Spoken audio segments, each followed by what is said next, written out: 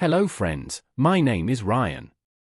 I'm going to tell you a story named The Cursed Banyan Tree, Where the Hanging Souls Scream Forever, which is a very amazing story full of twists. So, let's start. It was a cold winter evening in a small village called Chandipur, nestled deep in the heart of India. The village was surrounded by dense forests, and right at the edge of the forest stood a gigantic banyan tree. The villagers called it Shopit Bargad, the cursed banyan tree. They said it was alive, not in the way other trees were, but in a sinister way. The whispers, the shadows, and the chilling cries that emerged from it had terrified the locals for generations. No one dared to go near the tree after sunset. Rumor had it that whoever stayed under the tree after dusk would never return the same, if they returned at all. The tree's roots hung low, twisting and turning like grotesque fingers ready to ensnare anyone who came too close. Some even claimed to see faint shadows of people hanging from its branches when the moonlight pierced through the thick foliage.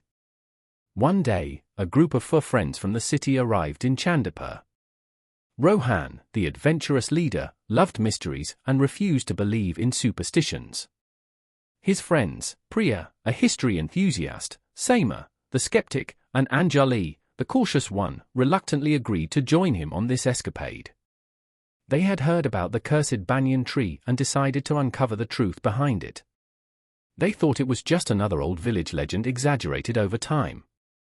The villagers warned them, begged them even, to stay away from the banyan tree. "If you value your lives, do not go near it," an old woman said, her voice trembling with fear.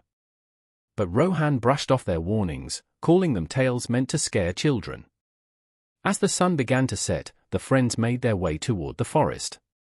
Armed with flashlights, a camera, and a sense of reckless curiosity, they reached the edge where the banyan tree loomed like a dark sentinel. The temperature seemed to drop abruptly as they approached it, and an unnatural silence enveloped the area. Even the usual forest sounds, chirping crickets, rustling leaves, were absent. "It's just a tree," Rohan said, his voice echoing slightly. "There's nothing to be afraid of." Priya, intrigued by the eerie ambience, started taking pictures. Seema laughed nervously, trying to hide his unease. Anjali clutched her scarf tightly, her eyes darting around. "I don't like this place. Let's just go back," she whispered. But Rohan was determined.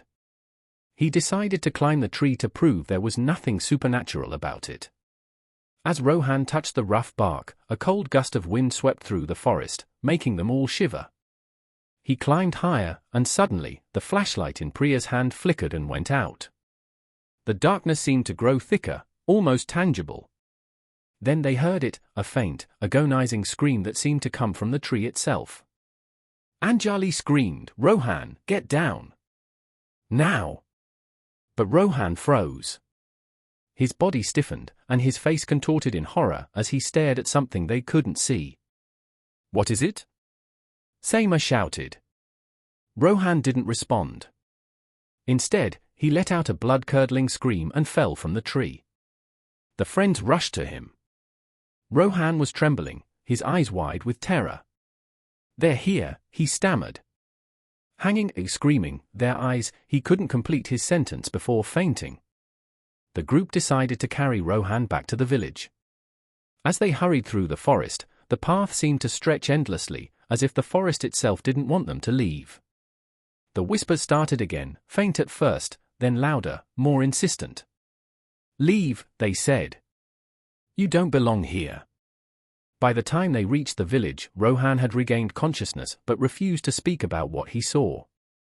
The villagers, seeing their pale faces, knew they had encountered the curse.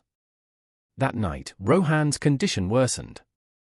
He kept muttering about shadowy figures hanging from the tree, their faces twisted in pain, their eyes accusing. Priya, unable to shake off her curiosity, started researching the banyan tree. She discovered an old legend about a merchant who had lived in the village centuries ago. He was greedy and cruel, exploiting the villagers and punishing anyone who dared to defy him. One day, the villagers had enough. They revolted, and in their rage, they hanged the merchant and his loyal men from the banyan tree. Before dying, the merchant cursed the tree, vowing that no one would ever find peace near it. Over time, the curse seemed to grow stronger, trapping more souls in its grasp. Priya shared the story with her friends. "The merchant's curse, it's real," she said. "The tree, it's a portal for their torment." "This is insane," Seema said. "It's just an old story. There has to be a logical explanation." "Then explain what happened to Rohan," Priya shot back. The next evening, despite their fear, the friends decided to confront the tree one last time. They believed that if they could perform a ritual to cleanse the tree, they might end the curse. Anjali found an old priest in the village who gave them instructions. "The tree is cursed by hatred and pain. You must offer prayers, light a diya, and sprinkle holy water to purify it. But beware, the spirits will resist," he warned. With trembling hands, the friends approached the banyan tree once more. The forest seemed darker than before, the air heavier. They set up the diya at the base of the tree and began reciting the prayers the priest had taught them. As the holy water touched the roots, the ground trembled, and a deafening wail erupted from the tree. The shadows grew thicker, taking shape. They saw figures, men, women, even children, emerging from the tree, their faces filled with anguish. "Leave us," they cried. "Free us." The friends continued the ritual, despite their terror. The diya flickered violently but didn't go out. Suddenly, Rohan stepped forward, his face calm yet determined. "Forgive us for disturbing your peace," he said, his voice steady.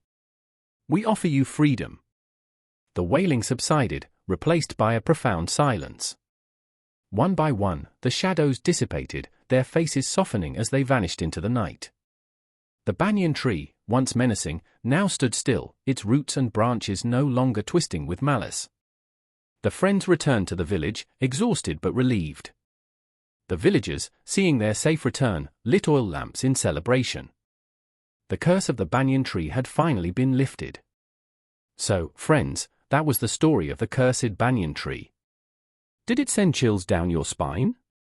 If you enjoyed it and want to hear more such stories, don't forget to subscribe to our channel.